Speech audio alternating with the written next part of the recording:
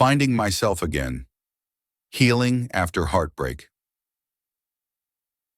My boyfriend of 4 months retaliated against me because I went out with my close friends until morning by calling me while he was having sex with his friends with benefits. Time has a tendency to curve around our feelings. Even though Brandon and I have only been dating for 4 months, the spectrum of emotions we have shared makes our time together feel both very short and shockingly lengthy. He studies architecture while I study graphic design at VL University. We are both sophomores. Due to our mutual passion for design, we initially met in a freshman seminar. From the beginning, our talks were smooth and conversational, discussing our studies and aspirations for the future. We would frequently have coffee while surrounded by class models and sketches. In those early days, our relationship felt natural and easy. We spent many nights discussing our projects and ideas, which I always found enriching. Brandon's background was quite different from mine, particularly his strong Catholic faith and conservative views, which initially I found intriguing. He was upfront about his past and his values, including his limited experience with relationships and his decision to mostly save himself for marriage. However, as we moved past the honeymoon phase of our relationship, I began to feel the weight of our differences more acutely. His traditional views, which I once admired, started to feel restrictive, especially around topics of intimacy and personal freedom. He had been very open about his conservative approach to relationships, but this openness sometimes made me uncomfortable and skeptical about how it would affect our relationship. Our first major challenge came when I committed to a major group project with my friends from the graphic design program. The project, named 50 Specimen Shapes, was an ambitious plan to create three-dimensional models for various abstract shapes, combining artistic flair with scientific precision. As the deadline approached, my team decided to pull an all-nighter to finish our work. I was excited about the project and shared my plans with Brandon, hoping he would understand the commitment it required. Instead, his response was cooler than expected. He seemed uneasy, not just about the late night, but also about me being deeply involved in something outside of our relationship. His discomfort seemed to stem from his religious beliefs, which made him wary of the unpredictable nature of creative projects. His reaction left a coldness between us as I prepared for the night. There was a noticeable tension in his goodbye that evening, and even his hug felt forced. It made me wonder if our relationship, built on such different foundations, could really last. Despite this, I headed into the project night full of anticipation, but also concern, not realizing that the events of the evening would test our relationship even further. The day leading up to the planned all-nighter with my friends was a typical Thursday, marked by the usual rush of classes and the added buzz of creative energy that always seemed to spike as deadlines approached. I had spent most of the afternoon in the studio, putting the finishing touches on my part of the project, my mind racing with adjustments and improvements. The vibrant atmosphere was contagious, everyone throwing ideas back and forth, our workspace a testament to weeks of hard work and chaotic creativity. I checked my phone intermittently, noting the absence of any messages from Brandon. It was unusual given that we often exchanged quick updates or words of encouragement throughout the day. Deciding to break the silence, I sent him a text, hoping to lighten his mood and possibly share some of my excitement. "Hey, busy day here, but looking forward to tonight. Wish me luck," I typed, hoping the smiley face would bring a smile to his too. The reply came just as I was gathering my things to leave the studio for a quick dinner before the evening's marathon. "Good luck. We need to talk when you have a moment," the message read, void of any emojis that might hint at his mood. The brevity and tone of his text sent a small wave of anxiety through me. It was not what I had hoped to read, especially not today. Dinner was a rushed affair at a nearby cafe where I sat alone with a sandwich and a cup of too strong coffee, mulling over Brandon's message. The cafe was cozy, a little nook that served as a frequent escape for me from the campus hustle. Today, however, the warmth of the cafe did little to ease the chill that had settled inside me. Returning to my apartment briefly, I found Brandon waiting for me, his figure slouched against the doorway of our small shared living room, an unmistakable tension in his posture. As I stepped inside, the look on his face was serious, more somber than I had seen in days. "Hey, you're home early," I said, trying to sound cheerful. Brandon just nodded, his eyes following me as I dropped my bag and took off my coat. "We need to talk about this project night of yours," he began, his voice steady but with an edge that immediately put me on guard. "I don't understand why you need to spend a whole night working on this with your friends. Doesn't seem like it's just about the project." His words stung, more so because they echoed a deeper distrust that seemed to have been growing between us. "It's just a project, Brandon. It's important for my course, and you know how these things go. We all push at the end to get everything perfect," I replied, trying to keep my voice even. Brandon crossed his arms, his brow furrowing slightly. "It's always about the project, isn't it? Or something else. I feel like you're slipping away, doing all these things without me, and tonight it just feels like you don't want me around." I sighed, feeling the weight of his words and the widening gap they represented. "This isn't about not wanting you around, Brandon. This is about me needing to do this for my degree. For me. I thought you understood that." He looked away, the lines of his face hardening. "I do. It's just hard sometimes. I miss how it used to be with us." There was a sadness in his voice that pulled at me, a reminder of simpler times when our biggest concerns revolved around which movie to watch or what dessert to share on a Saturday night. Now, standing in the dim light of our living room, those days felt like distant echoes, overshadowed by the growing complexities of our relationship. "I miss that too," I admitted softly, the distance between us feeling more profound in the silence that followed. Dinner ended with an uneasy truce, the issue temporarily set aside, but the tension lingering like a stubborn fog. As I grabbed my things to head out, Brandon's voice stopped me at the door. "Be safe, okay?" he said, a trace of the old warmth in his voice that made my heart ache for what we were struggling to hold on to. "I will, I promise," I responded, offering him a small, hopeful smile before stepping out into the cool evening air. The night's possibilities stretched out before me, like the sprawling campus pathways. The excitement for the project was still there, but now it was tinged with a poignant mixture of concern and longing for the relationship I was still learning to navigate. The night of the project was set to be intense, a blend of creativity and chaos as we worked against the clock.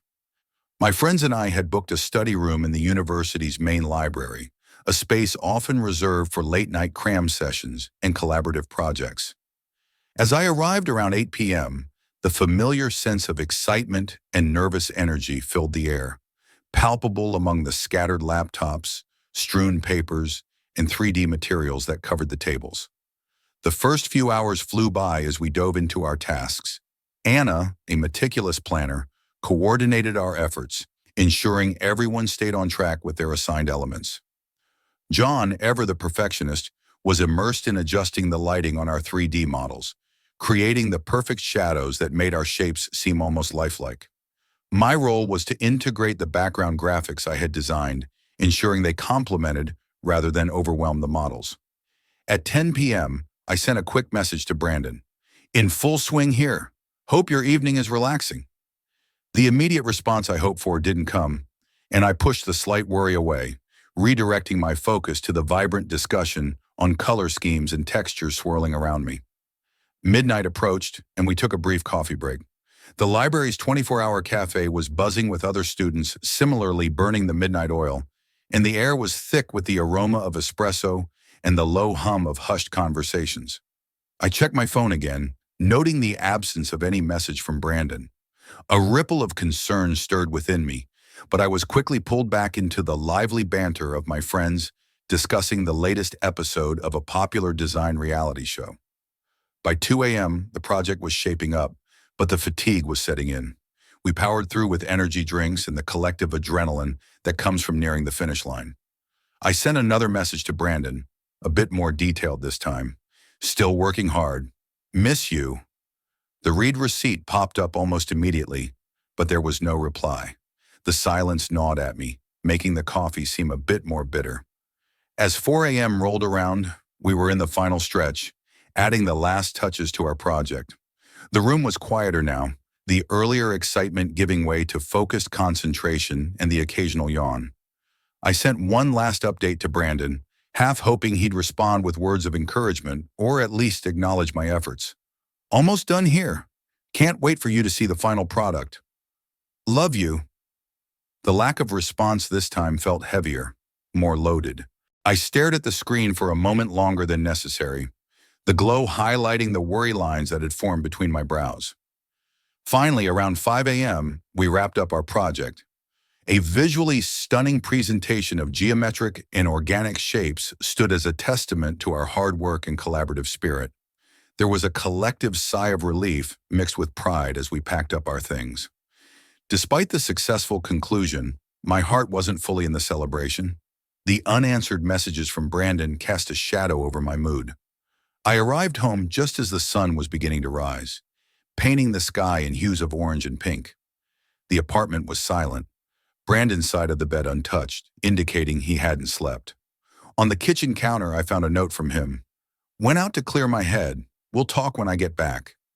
The terse note was unlike his usual thoughtful messages and did little to ease the knot of anxiety that had tightened in my stomach over the course of the night. The words, so stark and devoid of his usual warmth, felt like a cold draft through the room. It was not like him to leave such a terse message. Sitting at the edge of our bed, I felt the weight of the night's efforts on my shoulders and the heavier burden of an unresolved conflict waiting in the wings. The joy of our project's completion was tinged with a sadness that felt all too familiar lately. A reminder of how distant Brandon and I had become in such a short span of time. As I awaited his return, the excitement of the night faded into the background, overshadowed by the uncertainty of the conversation that awaited us. Brandon returned home late in the afternoon, the sound of the front door closing a signal that a confrontation was imminent. I could hear the muffled sounds of his movements as he hung up his coat and placed his keys in the dish by the entrance, each noise echoing slightly in the tense silence of our apartment. The atmosphere was charged, heavy with the anticipation of the difficult conversation that lay ahead. He found me in the living room, where I had been staring out the window at the cityscape, lost in thought and dreading his return. As he entered, his expression was unreadable, a mask that hid whatever emotions he had stewed in during his hours away. He paused at the doorway, his posture rigid, and then slowly approached where I sat. "So you were out all night for a project?" His tone was skeptical, laced with a bitterness that made me wince. The question felt like an accusation, a prelude to an argument I wasn't ready to have, but knew was unavoidable. "Yes, Brandon. It was for my final project. You know how important this is for my grade," I responded, trying to keep my voice steady despite the fatigue and emotional strain. I didn't want to be out so late either, but we had to get everything finished. It's not something I can just put off. Brandon scoffed, shaking his head as he paced a few steps before turning to face me again. "All night, though. Seems like a bit much for just a project. You could have done some of it at home, couldn't you? Why did it have to be an all-nighter?" His doubt stung, and I could feel the defensive walls building up inside me. It wasn't just me. The whole group was there. We needed to work together to get it all done. It's not something I can control. Everyone was counting on each other. He continued to look unconvinced, his arms folded across his chest as he leaned back slightly against the wall. "It just doesn't sit right with me. You being out like that and not even a call to check in. How am I supposed to trust that?" The room seemed smaller with each word, the air between us thick with unsaid things and pent-up frustrations. I was so tired from this, so exhausted from the project and the sleepless night. "I'm telling you the truth, Brandon. I'm too busy to call, but I've texted a lot, but you haven't replied." Brandon's gaze hardened, and he let out a long sigh, a sound of frustration and disbelief mixed together. "I don't know. It just doesn't feel right. Something about this doesn't add up." The conversation spiraled from there, with each of us rehashing old grievances and misunderstandings, our voices rising and falling in a familiar dance of conflict. Despite my attempts to explain the necessity of the night out, Brandon remained skeptical, his trust seemingly eroded by the incident. As the discussion wore on, I felt a profound exhaustion wash over me, not just from the lack of sleep, but from the constant battle to justify my actions and intentions. It was draining, this feeling of having to defend my commitment to both my education and our relationship. And as the afternoon light began to fade, so too did my resolve to keep arguing. Finally, I stood up, a gesture that paused our heated exchange. "I need some rest, Brandon," I said quietly, the fight gone from my voice. "I'm sorry you feel this way, but I've told you the truth. I hope you can believe me." Without waiting for his response, I turned and headed towards our bedroom, leaving Brandon in the living room, surrounded by the silence that quickly filled the space I had vacated. The unresolved tensions remained, a silent specter in our home, as I closed the bedroom door behind me, seeking refuge from the turmoil and a few hours of much-needed sleep. As the gentle colors of the morning light pierced the darkness, I looked forward to a peaceful morning to relax after the strenuous project session. However, the sudden ringing of my phone shattered the quiet of our apartment, catching me off guard. It was Brandon. Considering the time and the tense messages we had exchanged earlier, I prepared myself for a challenging conversation, but I was still utterly unprepared for the events that were about to unfold. "Hello?" My voice was groggy, tinged with sleep and anxiety. The sounds that met my ears were not words but moans, distinct, unmistakable sounds of intimacy. My mind raced as I tried to process the audio assault. Confusion gave way to a horrifying realization as Brandon's voice came through the line, breathy and cruel. "I wanted you to hear what you've been missing," he said, a hard edge to his whispered words. The background noise didn't subside. It was clear he was not alone. The shock hit me like a physical blow, knocking the air from my lungs. My hand trembled as I held the phone, my heart pounding with a mixture of anger, hurt, and disbelief. How could the man I loved subject me to such a deliberate act of humiliation and spite? There was a pause, a soft shuffle, then Brandon's voice again, colder this time. "Because maybe now you'll understand how it feels to be unwanted," he said before the line went dead. The phone slipped from my numb fingers, clattering against the hardwood floor. I stood frozen, the echo of his words reverberating in my mind, each syllable a shard of glass in my heart. The pain was sharp and deep, a betrayal that cut to the core of my being. Tears spilled over, hot and unchecked, as I sank to the floor. The room spun around me, a whirl of dark thoughts and unanswered questions. Who was the woman he was with? But more than anything, why would he choose such a devastating way to express his pain? In my shock, I called Anna immediately. She came to my apartment and rushed into the room. She was by my side, her hands gently lifting my chin to meet her worried gaze. "What happened?" "Oh my God, are you okay?" Her voice was laced with concern, her eyes searching mine for an explanation. I shook my head, the words catching in my throat. Through sobs, I recounted the phone call, each word punctuated by a fresh wave of tears. Anna listened in silence, her arm wrapping around my shoulders in a comforting embrace. "This isn't just about tonight, is it?" she murmured after I had finished, her voice soft but steady. "There's more going on here, more pain than just this moment." She was right. The incident wasn't an isolated one, but a climax of ongoing tensions and unspoken grievances that had been building between Brandon and me. It was the breaking point of something that had been fracturing slowly, painfully over time. Anna stayed with me as dawn turned to day, offering silent support as I processed the initial shock and began to consider the implications of what had happened. The reality of the situation was harsh. Not only had Brandon violated our trust in the most intimate way, but he had also used his actions as a weapon, a way to hurt me as deeply as he felt hurt. "We need to talk about this. Not just you and me, but you and him," Anna finally said, her tone firm. "This can't be brushed under the rug. It's too big, too painful." She was right. As much as I dreaded the confrontation, I knew it was necessary. The foundation of our relationship had been shaken, perhaps irrevocably, and it was clear that things could not continue as they had been. With Anna's encouragement, I found the strength to call Brandon later that day, my voice steadier than I felt, bolstered by the conviction that I deserved better than the cruelty he had shown. "Brandon, we need to talk," I started, my words clear despite the tremor of emotion that underlay them. "What you did this morning was beyond hurtful. It was destructive." There was a heavy silence on the other end before Brandon responded, his voice subdued, lacking the harshness of earlier. "I know," he admitted, "and for a moment, I thought I heard a hint of regret from him. I was angry, hurt. I had no idea how else to show it, so I did that. Brandon hurting me like that, making me listen while you were with someone else. That's not a way to solve anything. It's just causing more pain. I continued, my voice firm but shaking with the weight of my emotions. I know, he repeated, his voice low. I wasn't thinking. I just felt so disconnected from you. And I don't know what I thought. I'm sorry. Truly. His apology was a start, but the road to healing seemed long and fraught with potential setbacks.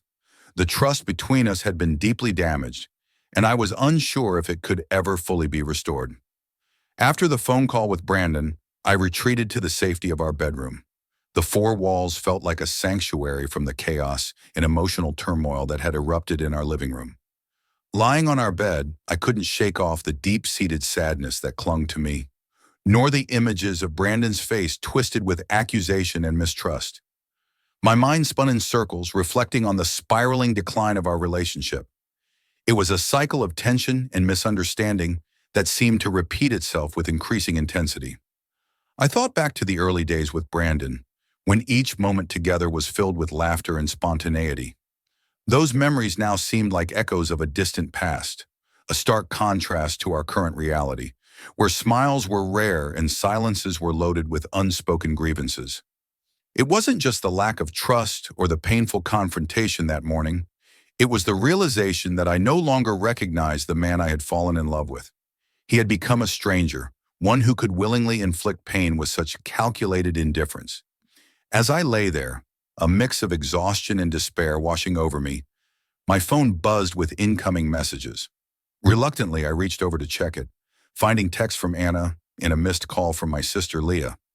I dialed Leah back, needing the familiar comfort of her voice. "Hey, Leah," I began, my voice cracking slightly. "Hey, what's wrong?" "I could sense something was off from your text," she responded, her tone immediately shifting to one of concern. I recounted the morning's events, the call from Brandon and the painful words exchanged. Leah listened silently, only interjecting to ask clarifying questions. When I finished, there was a heavy pause. "That's just cruel, you know. It's not like you to tolerate this kind of behavior. Not from anyone," Leah finally said. Her words, firm and straightforward, mirrored my own thoughts.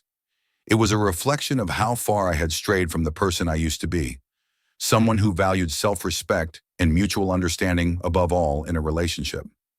"Yeah, I know. I don't even know who he is anymore," I admitted, feeling the weight of my own words.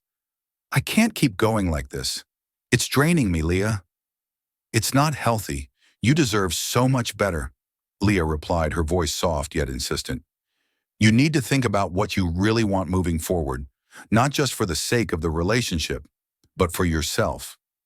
Her words sparked something within me, a flicker of determination amidst the confusion. It was a call to reclaim the parts of myself that I had neglected in my attempts to salvage our faltering relationship. I needed to reflect on what I truly wanted, not just drift along in the current of Brandon's moods and accusations.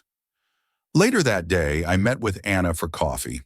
As always, she was a grounding presence, someone who could always cut through the noise and help me see things more clearly. As I sipped my coffee, Anna laid it out plainly. "Everyone sees it, you know. You're not yourself anymore. You're always tense, always worrying about how to navigate around Brandon's feelings. When's the last time you did something just for yourself? Something that made you happy?" Her question hung in the air, stark and challenging. I didn't have an answer, and that in itself was telling. "He's changed, Anna. Or maybe I'm just seeing a side of him he's hidden all this time," I said, the realization bitter. "Maybe," Anna agreed, her brow furrowed in thought. "But more importantly, what are you going to do about it?" That was the question, wasn't it? What was I going to do? The thought of continuing in a relationship where I felt so undervalued, so misunderstood, was unbearable. Yet the thought of ending things, of stepping into the unknown after all we had shared, was daunting. Over the next few days, I took time to myself, reflecting on my values, my needs, and my future. I thought about the kind of love I wanted, the kind that was nurturing, respectful, and joyful. It was clear that what Brandon and I had now was far from those ideals. The love had been overshadowed by resentment and pain, a far cry from the partnership I envisioned. I realized that moving forward alone was a better path than staying in a relationship that had lost its way. It wasn't just about finding happiness, but about preserving my self-respect and rediscovering the strength I had before the relationship consumed me. With a heavy heart but a clear mind, I decided it was time to end the relationship with Brandon. I needed to express my decision not out of spite or anger, but from a place of honesty and self-respect. I hoped that he would release me, that he could see the necessity of the choice I was making. The decision to end our relationship was not easy, but it was necessary. It was a step towards healing, towards reclaiming the joy and peace that had once defined my life. As I prepared to have that final conversation with Brandon, I felt a mix of sadness and relief. Sadness for all that we had lost, and relief that I was finally taking a step towards a future where I could be myself again, free from the shadows that our love had become. With Brandon, the conclusion was just as challenging as I had expected, but beneath all the pain, there was a resolve that persisted. I was clear in expressing my needs and the sadness of a relationship that had deviated too much from happiness and respect. As he listened, Brandon's expressions were a mixture of resignation and quiet recognition. Ultimately, he comprehended and acknowledged my choice, even though it was evident he was upset and regretful. In the weeks that followed, the immediate sense of relief I felt was tinged with moments of profound loneliness. Our shared apartment, once alive with shared dreams, now echoed with the quietness of solitude. I spent long evenings reflecting on what had gone wrong, turning over the memories, both sweet and bitter.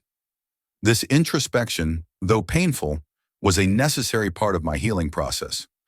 Gradually, the sharpness of recent wounds gave way to a more profound understanding of myself and my boundaries. I began to reconnect with old friends and my family. Relationships that had been somewhat neglected became sources of comfort and joy.